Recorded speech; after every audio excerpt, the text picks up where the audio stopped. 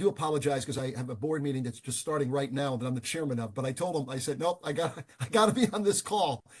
So just a couple thoughts. One is I've had the opportunity to be asked to be an investor in a lot of different companies. And maybe it's my large company experience, having been at Baxter for 25 years. And at one point in time, I was the CFO, and I always tease people, I never let my business card read chief financial officer. It read cash flow officer, because at the end of the day, as I've taught James, it comes down to cash. But I'm usually pretty cautious about this. So I don't make a lot of these types of investments. Actually, I make very few. But I thought I'd just briefly mention, I've gone through this deck several times. I chat with James almost every week. And so I'll give you a couple of perspectives of mine based on my looking at this experience. Number one, I'm a tremendous believer at the end of the day, and I almost wish James wasn't on for this because I don't want his ego to get out of whack here. But to me, it all comes down to people. And what I have noticed at Baxter, the 25 boards I've been on, and now teaching this at Kellogg, it all comes down to people. And I say this without any trying to hurt his humility here, that this is an incredibly values-generated guy. Vince knows that.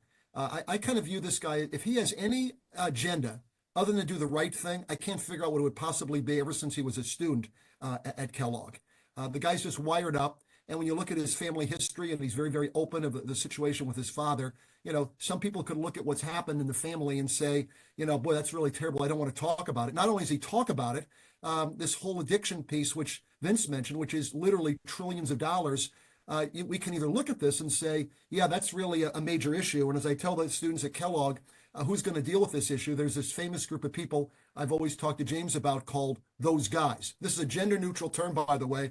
We are those guys. I mean, if we're not the men or women who's going to do something about it, who is? And so, one, the fact that James is leading this. Two, I think he's developing a very good team of people. I've had a chance to talk to Danielle, Professor Dix, and I can tell her involvement in this, her knowledge base, which I hope she'll talk a little bit about on the call. In my mind, you got the right people. I think you got the right science.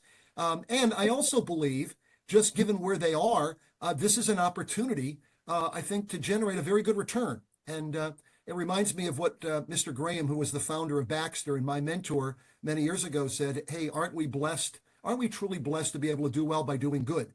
So to the extent that we can, invest in this, which I already have, and I'll continue to invest in it as James needs more capital. I think the upside potential for this is very good. I think the approach that he's taking is a very, very disciplined approach.